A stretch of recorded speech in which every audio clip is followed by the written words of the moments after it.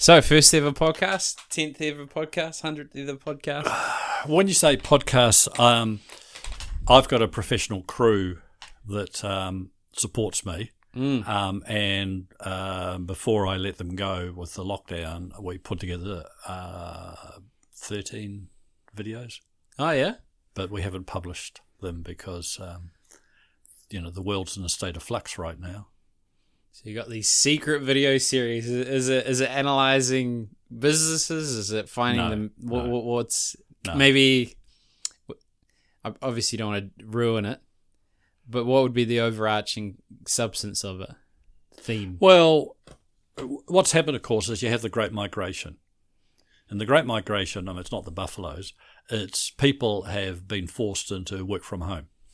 Yeah. And in working from home, they've had to think about when they had to go back to work. They've got two realities now. One of what it was like to be in an office, go to work, and the commuting and everything else. And the other one is working from home and having a lifestyle that, if there's a family involved, more conducive to family life.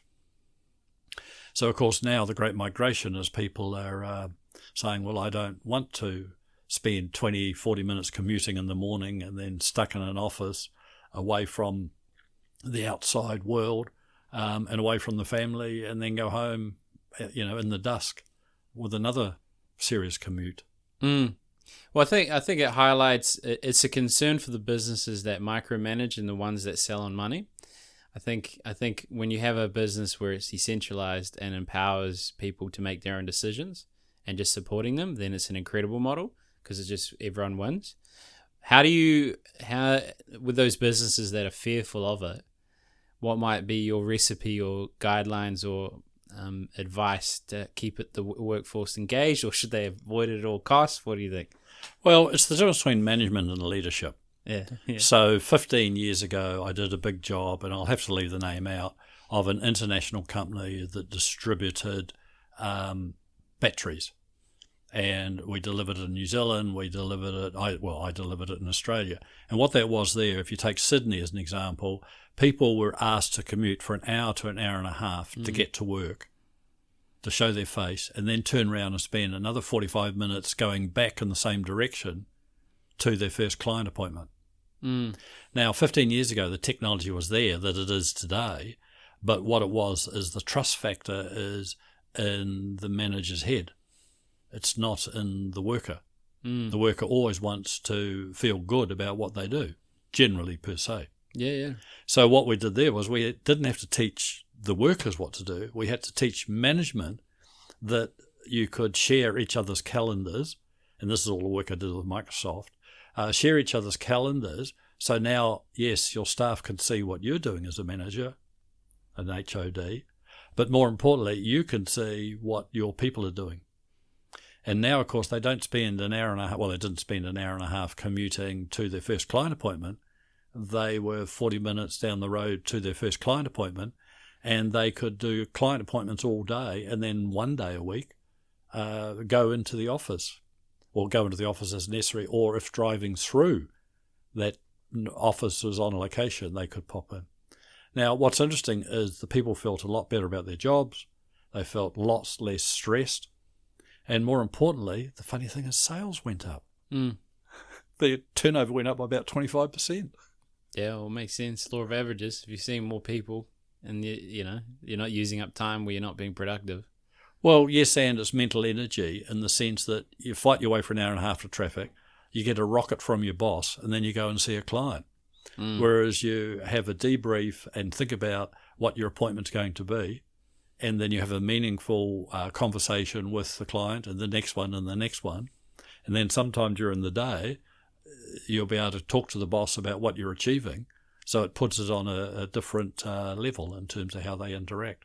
It makes sense. To play devil's advocate, so let's say you got an office, 100 people, and then some of them more introverted or have a long commute or just really enjoy working from home. Some people like the community and the camaraderie of the organization. So, and then let's say, you've only got 10 people in the office and everyone else is at home. Is there a way to be conscious of the fact that humans are social animals and to actually be on the front foot with that? It's called social intercourse. Social intercourse. Okay. And we have different levels of need for social intercourse. Yeah, wow. And that's where we interact. So, yes, the best example is I helped Vodafone move into a central office complex. And they had roosters, roamers, and nesters in the workforce. So a nester is a person who got a permanent desk and a permanent work area because they were admin and they need that. The rooster was the HOD or the more senior people that for that particular function, and they walked around the premises. And of course the technology was there then that you could take your laptop or whatever and just park it by a printer anywhere and print out what you wanted to if you needed to.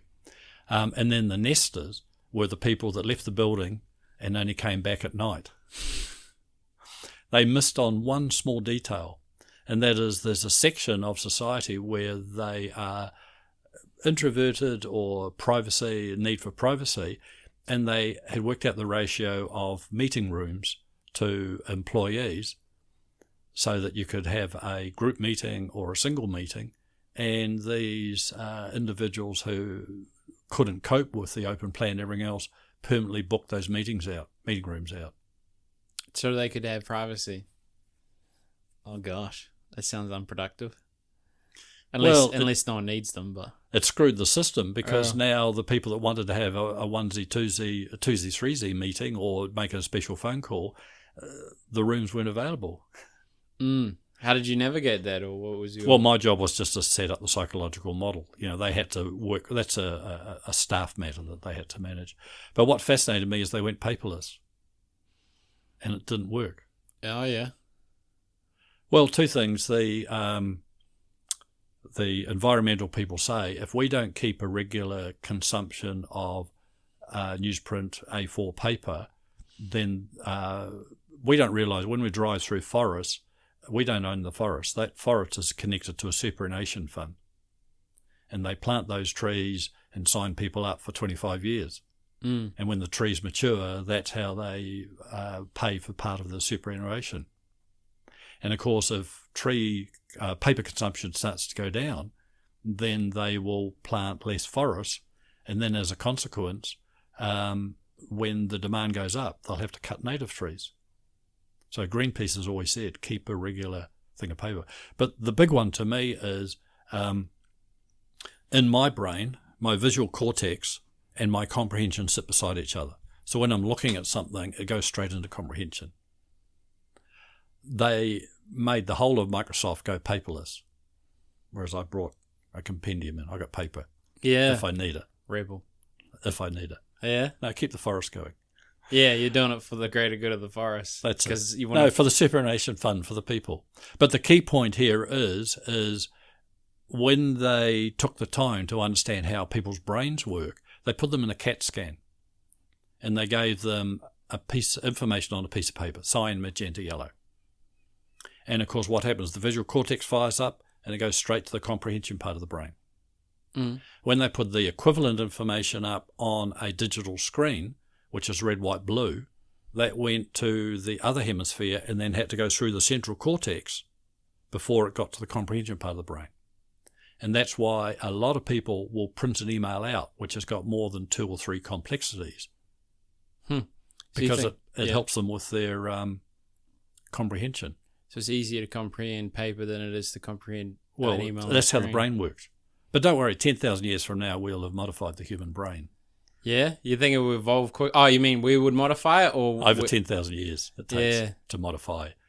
Yeah. Small percentage as well. Very little. Depends what the selective pressures are, eh? It's like if we're all eating crap and our brain's getting cooked. Like, have you heard of it's a theory. It's called the bicameral mind. Go.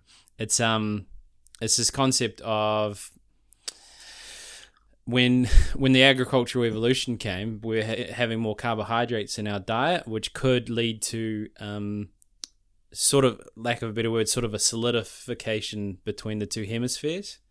So, which makes it interesting if we couldn't differentiate between audio and visual because it was switching betweens before the agricultural revolution. It could justify miracles that people might have seen or witnessed. But it's just I just find the brain interesting. That's the theory. There's not much behind it, but it just sounds interesting. Well, the interesting one is females have 47% greater cortex circuit between the two hemispheres, which is why they can multitask better than a male. Yeah, okay. Interesting. So what happened at Microsoft was, because I was doing all that development work for them, is they went paperless and I saw people freezing. And more importantly, they went to the laptop, the face ones, where they sat in meetings and were working on them while they were interacting with people. And the productivity went down across the business because people are working and concentrating on this, not that, or not having meaningful conversations.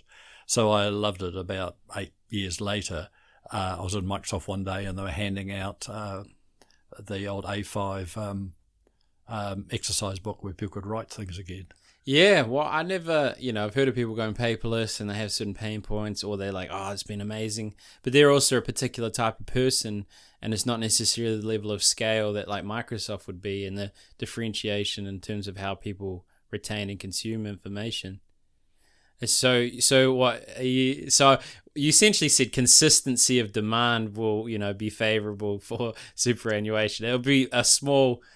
I mean, I don't know if you're talking about the superannuation fund or you're talking about the government's goal in the future. It's the funds. The private superannuation funds is centred around. Just look up sometime the ownership of the forests. Because I've done a lot of work with FITEC and New South Wales Forestry Commission. And, we know, they know that a lot of forests are planted as a long-term investment for organisations like superannuation. Yeah. And as well as the green credits as well. Yeah, it would make sense from a government standpoint and it would make sense to invest to support a certain strong infrastructure in New Zealand. I imagine in terms of an overall investment strategy, it'd be it's not normally something that you'd have a high percentage in. So it would be potentially in the fund, but it wouldn't be much. So, I don't know the ratio. Yeah. I'm not from that world. Yeah, I've just been in forestry and seen how many of them are linked back to superannuation. Yeah, it's a unique insight. I haven't never even considered it or thought of it. I didn't even know. I'd be, as a kid, driving through, looking out the window, seeing forests and who owns them. And we know the New Zealand government, when they discovered the soil mineral missing elements, and Holyoake's day. And, of course, Holyoake bought a lot of land then because it was worthless. You couldn't farm it and put a lot of forestry in there because they just added these trace elements and that's why we got such big forests. Interesting. So what do you find like in terms of like these businesses that you're going into? You talked about creating a psychological model. How do you articulate that to these large conglomerates in a way that they see, because it's hard to justify a bottom line and they focus on that? Like, how do you, what problem does it solve? Like, how do you appeal to the decision makers that you come across? Well, back to the big migration. Right now, companies know they need to keep their key people. And actions speak louder than words. So if they don't invest in their key people, then the people do the migration.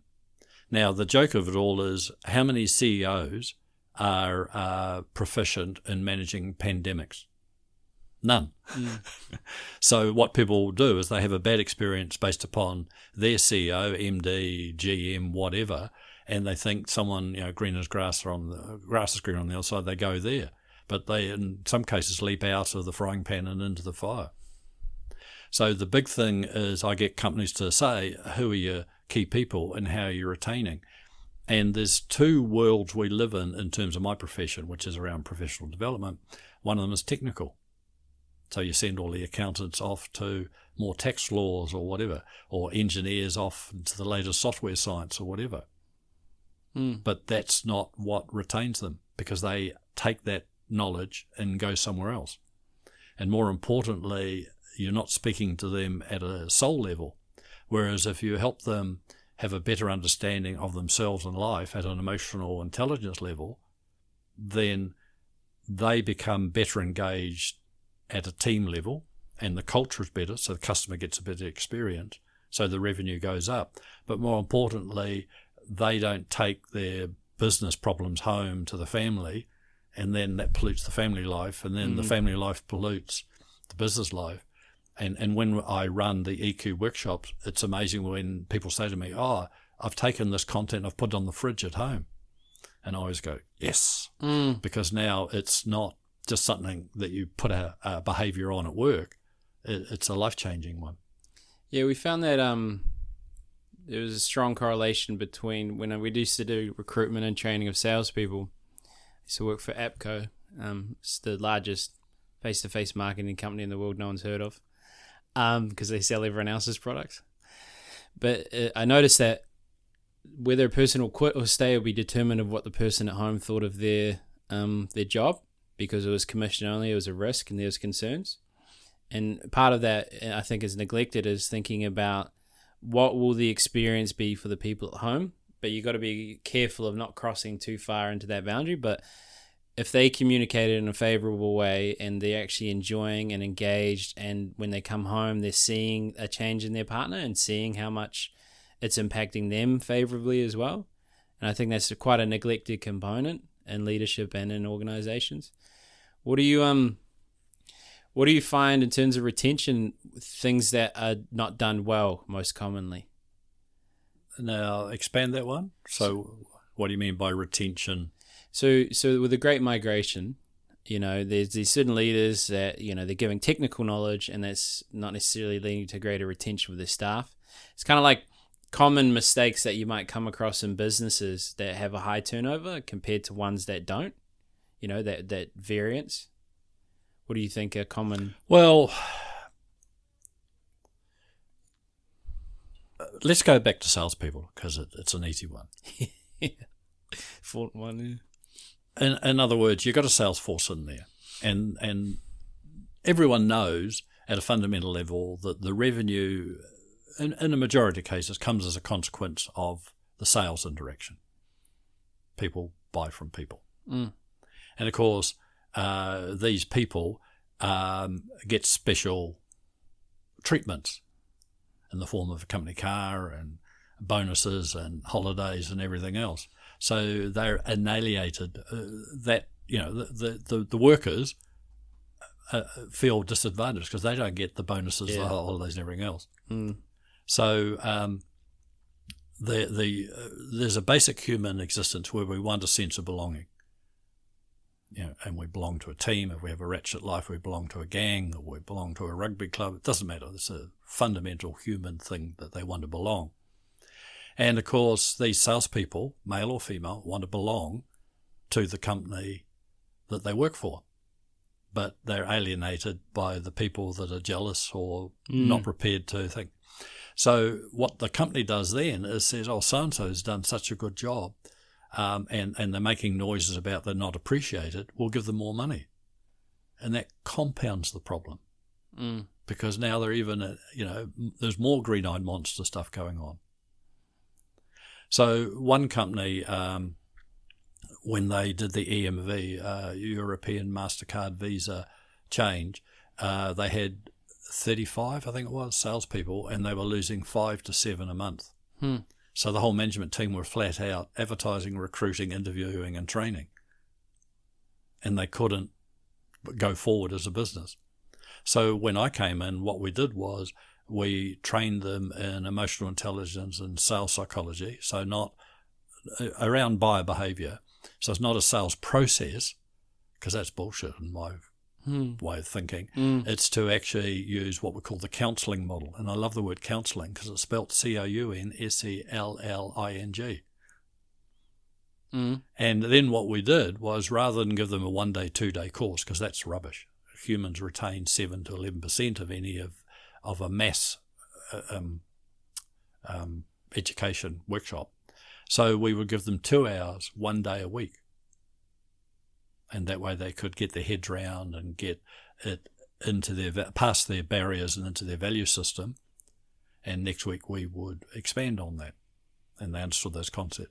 Now what we found fascinating was, guess what happened to the staff turnover? Decrease. Gone. Because everyone knew that there was going to be 3 to 6 months of this professional development, and I had to stay to get it. But more importantly, instead of the management frustrated because they have lost another person in interviewing, they sat in on the program and they understood the human psyche and the soul of how to treat humans more meaningful. Yeah, it makes sense. I mean, I made that mistake early on where I always thought when someone's speaking, if they can stack as much value as possible, they're a good speaker, because I didn't like the thrift and the stories. And then that was fundamentally flawed in terms of helping others, because a lot of it was around their belief system. It wasn't necessarily related to their sales knowledge. Because if someone believes in the product in themselves and can build rapport, probably could sell without knowing much. But then the next part is EQ, which is an important thing, is knowing when to close, knowing what the person's needing, knowing what the real objection is, what they truly feel, and actually speaking to it instead of saying, oh yeah, I understand, this is why you're wrong, which is the old models. How do you, might be a hard question, but how do you teach EQ? How do you show a salesperson how to recognize deviations in people's behavior and being aware of what's appropriate to say and what's not for that individual? Well, you need a model. Okay, yeah. And there's one in front of you. Oh, there's a model in front of me. Yeah. Yeah? You left or right-handed? Right-handed. Right. Hold up your left hand. Fingers together. Yeah, there's the model. Yeah? What, my hand? No, the elements of your hand. Okay. You're going to have to help me on here. I'm not trying to... No, that's right. So in my book around emotional intelligence, for years, because of my dyslexia, I had to learn other ways to interact with people because the reading, writing, the technical knowledge wasn't my cup of tea. And of course, I inadvertently developed a reasonable understanding of how to interact with people in a more meaningful way.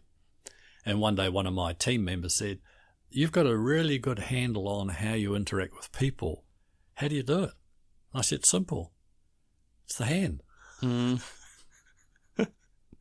the person said, "What do you mean the hand?" And I said, "Well, let's start with IQ. IQ is like the thumb. And that's IQ is across everything you do. The thumb is across everything you do." And then what happens when you get into an argument? That's scripting. That's learned behavior. Yeah. And then there's a part of the mind we don't understand, and that's the biggest one. That's the instinctive drives, your natural working style. And then this one here, because you notice on your hand, your ring finger is longer than your index finger. So you produce quite a bit of the alpha hormone off your kidneys. Oh, what? Testosterone? Well, I don't know what hormone it is, but it's the alpha one. The alpha one. I've never been... And an example of that is when I trained the Roche sales force, and they had 32 people in the sales force, of which 2 were males and the others were females. They all those females started bedside, chair side, surgery side. In other words, they were nurses or dental nurses or whatever. But their hand, 2 of them, the ring finger was the same length as the middle finger. So it's nothing about the male hormone. It's just they had much more of the alpha capability. Yeah, I have heard of it. I haven't looked into it, so I'll take you on that. So that's, you asked the question, how do you teach EQ? Well, you've got to give people a model, and the idea of a model is it's what we call a continuum. So I teach them continuums, models, and you can only manage what you can measure. Yeah. And when you can get a measure of what's going on, then you can manage it.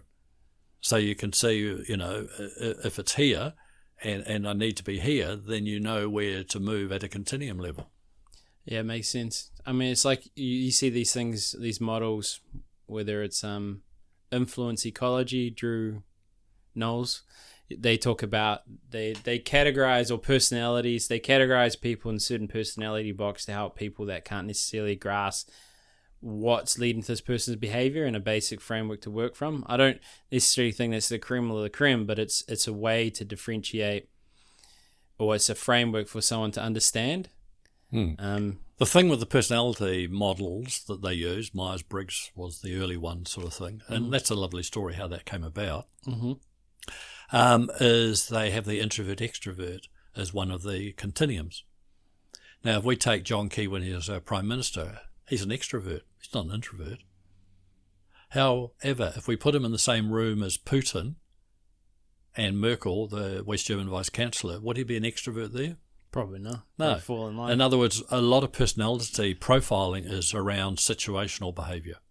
And and I don't have the capacity to understand situational analysis. So that's why I find personality type profiling in terms of enabling someone to sell better or manage people better, I find I get lost in the situation interpretation side. Whereas instinctively, and that's what I use, instinctive drives, is around your natural working style. So you can either be a high information, middle information, or low information. Then the next quadrant is physicality.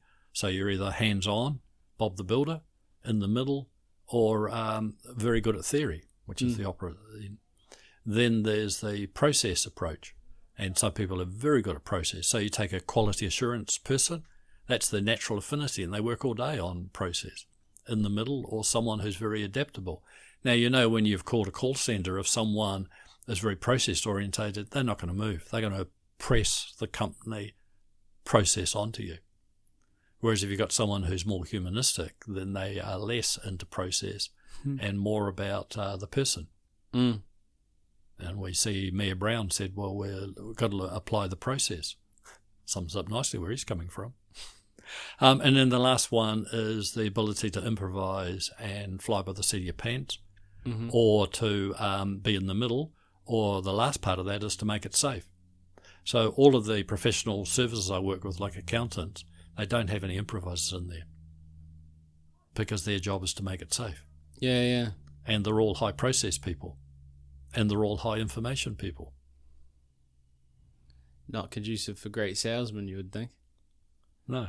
Depending if they're selling to the people that are like that. I was just pushing, but at 30 minutes it switches over. Yeah.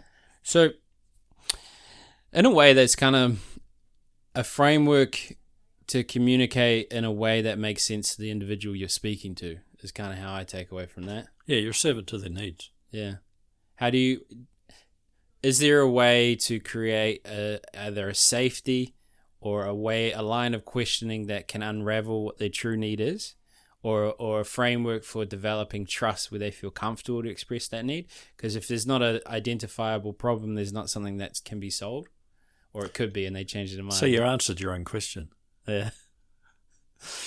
Well, you went on to trust. What made me laugh was to come into this profession, I had to learn how to do it.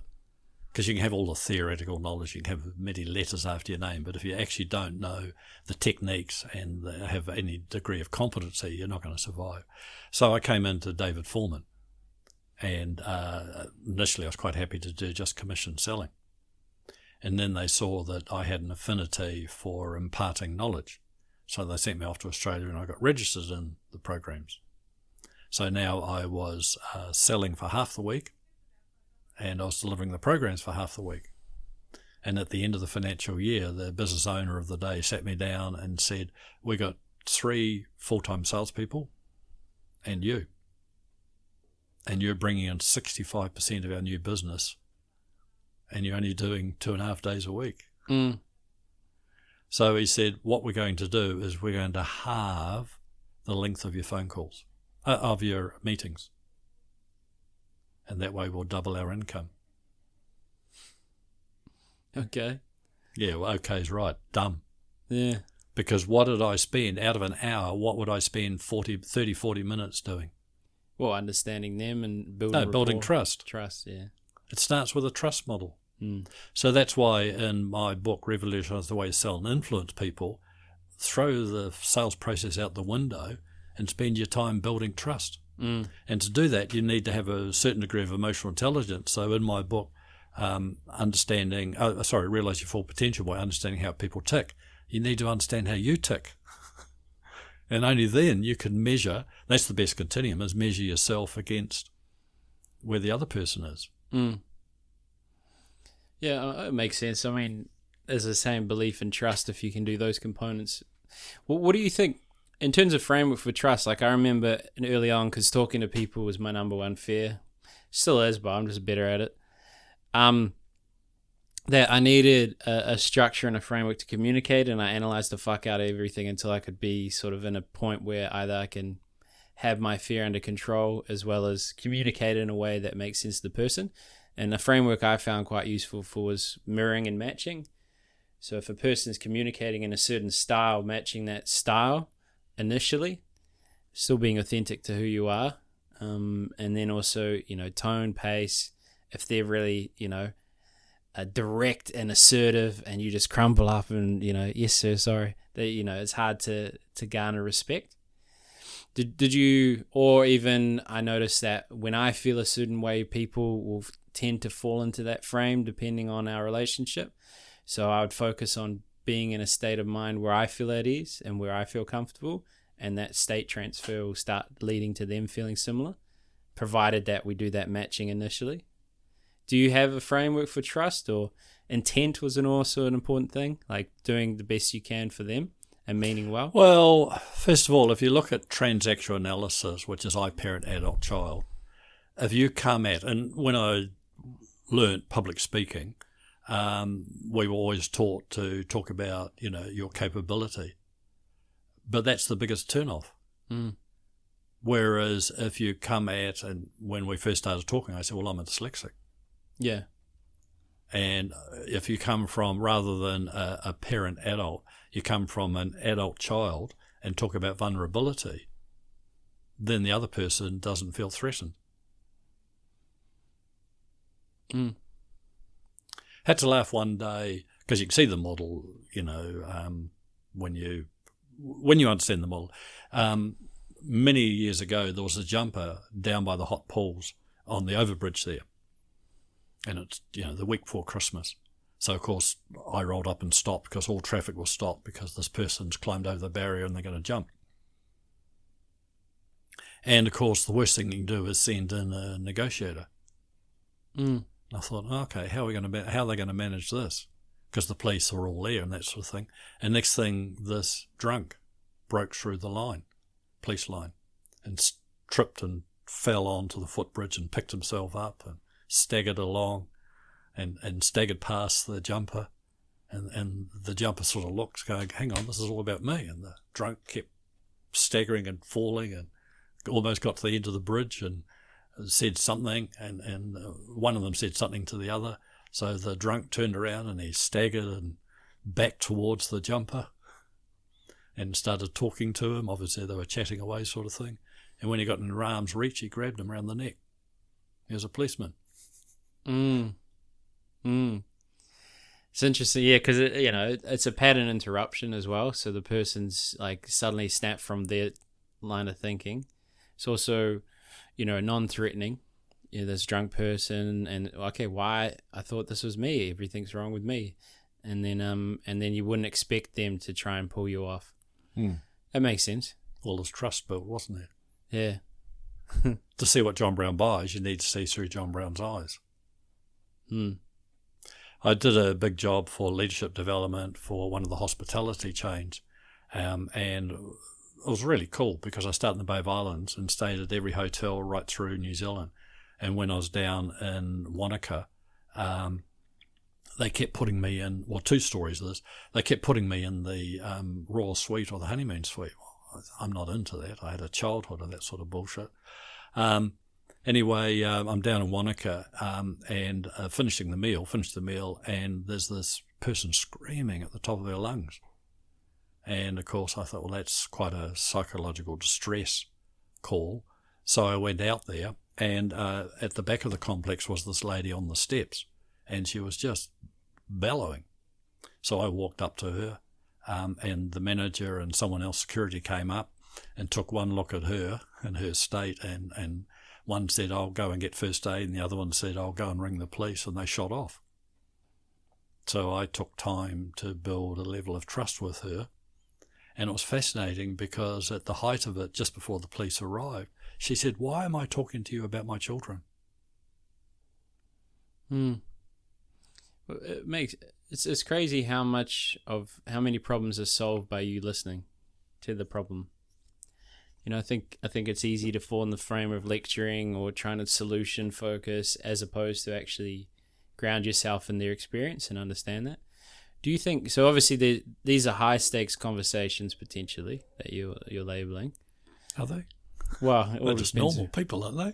Well, they're normal people, but if you get it wrong, that guy would have died, and if she's psychologically distressed, maybe that wasn't as high stakes, depending on, you don't know, really. Yeah. How do you... So the old objection handle model is agree, relate, pretend like you understand, and then tell them why they're wrong. Yeah, well, that's wrong. It is wrong, yeah. I agree. Doesn't work. So what do you find is effective in terms of either...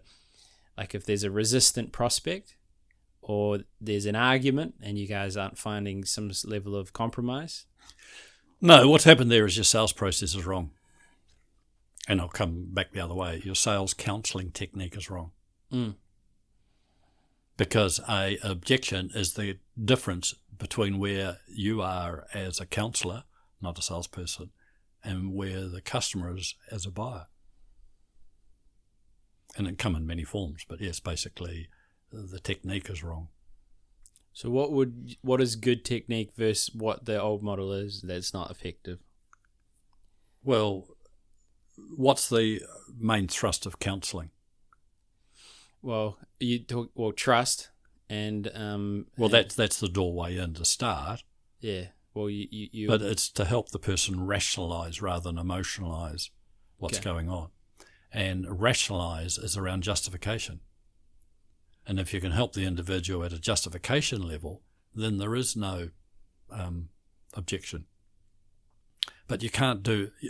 What people don't get is the salesperson process is wrong because objections come up in the presentation.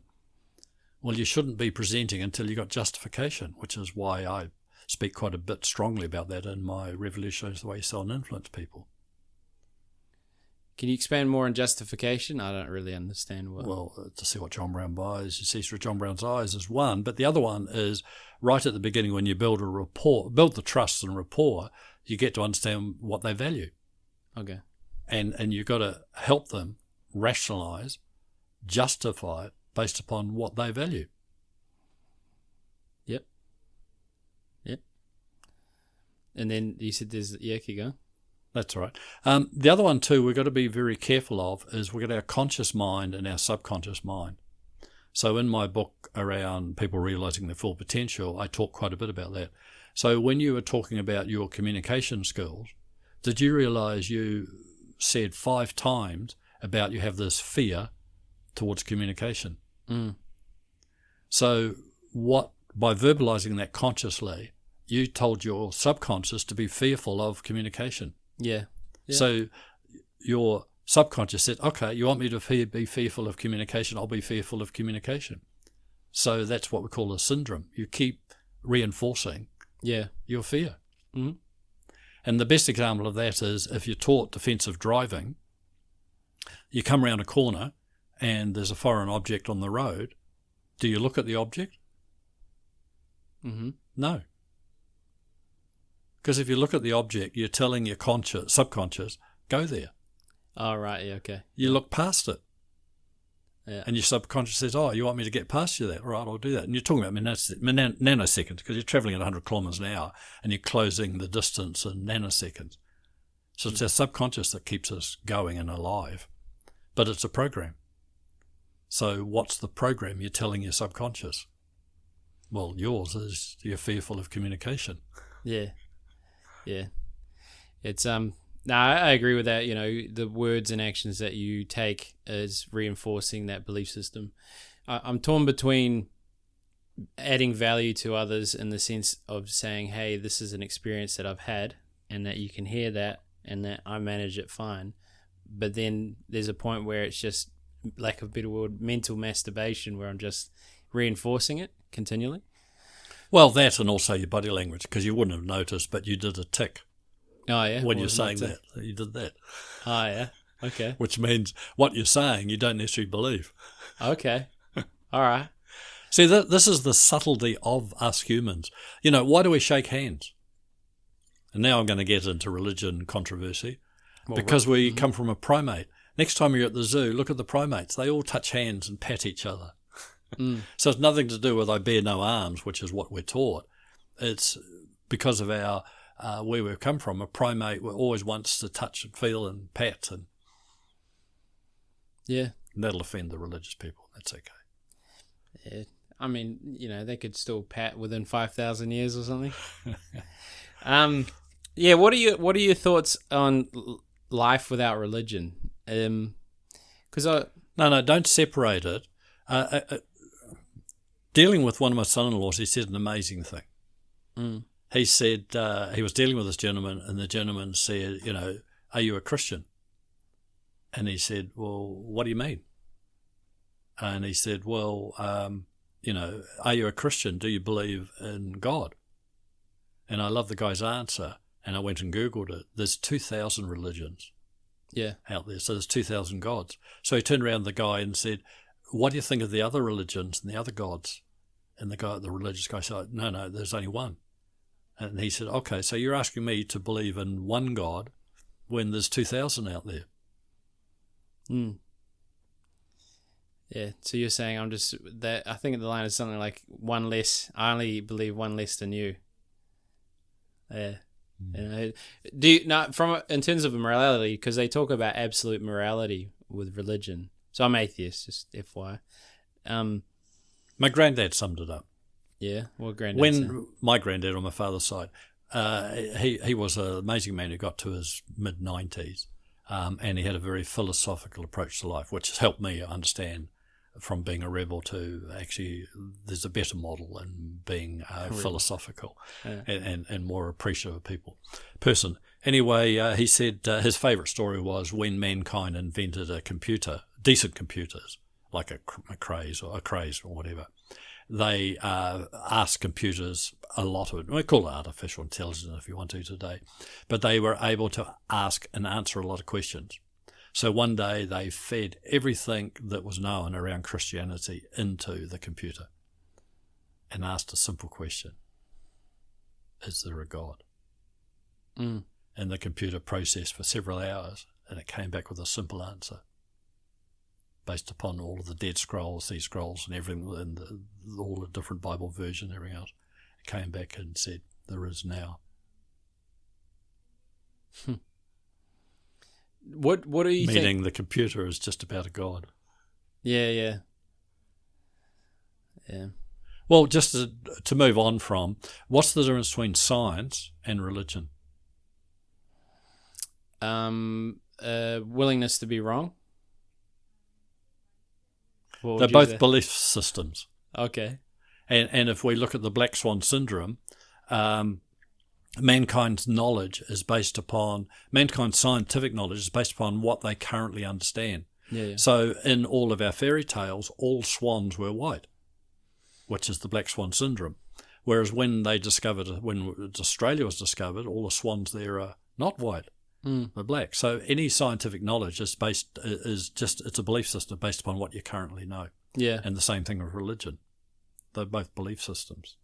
And the interesting thing as well is our view of the world is an adaptative view of the world. It's not necessarily as the world is. So it's as we understand it. Yes, as we understand it. So, which is based upon our paradigms, which is based upon our experiences.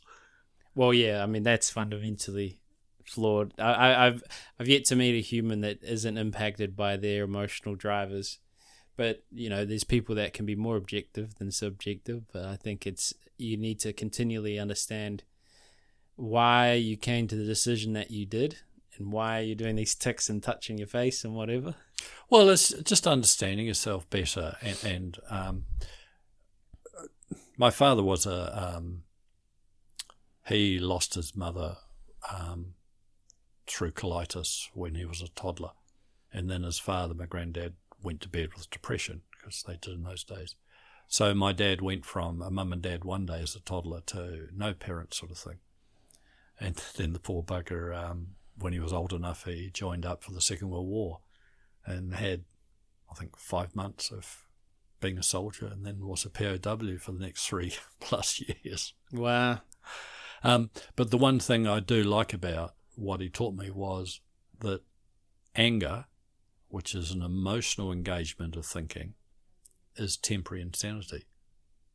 Okay. Are you going to expand on that one? You're good at the dramatic pauses, and then.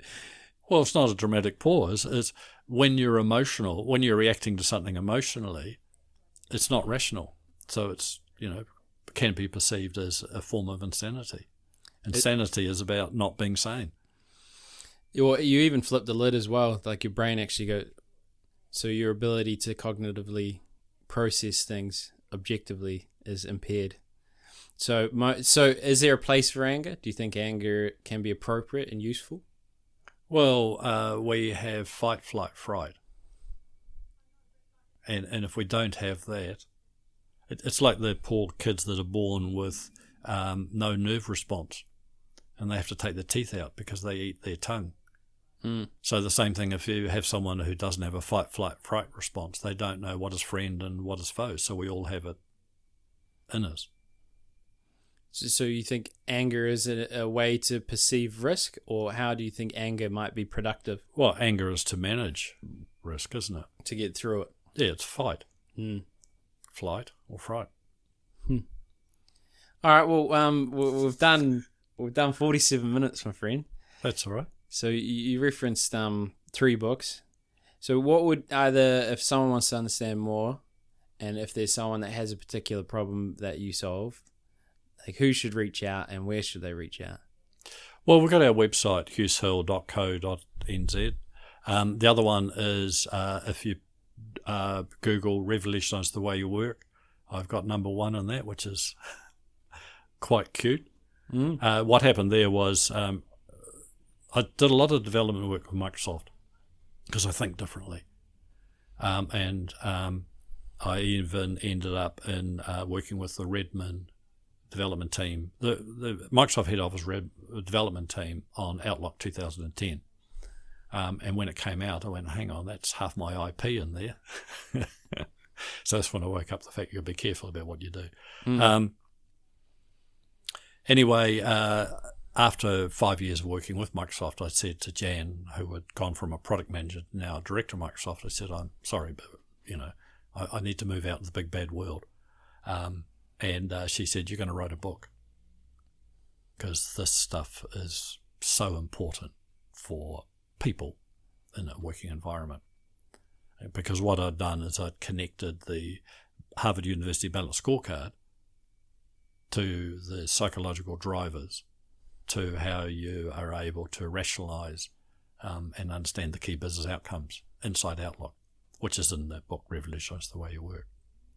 And what happened there was the ghost writer started all these fancy tales of the title. And I said, one of the titles was, you already have the tools you need to revolutionize the way you work.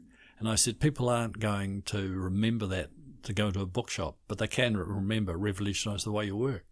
So that's how we developed that title. And of course, everywhere I went for the next 10, 15 years, I got everyone to look that up, which is how we've managed to become the number 1 revolutionize the way you work. And now, of course, if you don't mind, I brought a bit of brain food. Oh, yeah?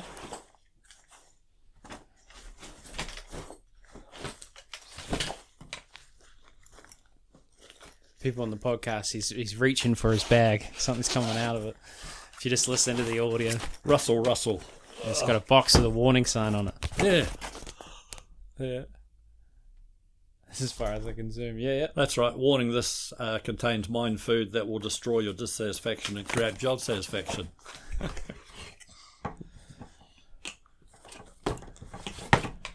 So that's that book. Revitalize. Oh, yeah. Very simple. Cool. And the key thing here is it's the ability to connect your effort to the key business outcomes. And it doesn't matter whether you are working for yourself or want to create a side gig, or you want to enhance your career within an organisation, within an industry. That's what that's all about. The next one is, obviously, if you're not in sales, you're not in business, so it's how you sell and influence people. And it's not about a sales process. It's about counselling, enabling the buyer to achieve what they want. And then, of course, if you want to understand people then you actually need to understand yourself, which is to realise your full potential, you need to understand how people tick. Cool. Which is the mind foods. There you go. Well, that's a good closing thing. The warning thing's interesting. It's fun. Well, I love currying that out to people. Yeah. It's hard to miss. It's stuck in reception always. Yeah, you wouldn't turn that away. No, well, I went to Peter Beck's space. What do you call it? Our satellite, our space thing. Oh, and Rocket Lab. Rocket Lab, yeah. And they didn't really want to let me in until we pulled that out, and then they're all coming out of the woodwork talking to us. Yeah, well, it works. Well, thank you for coming on. Thank you for the opportunity. No worries. And let's say, hopefully, this will enrich in people's lives in some form. Yeah. Which is about being a humanist. Well said. Boom.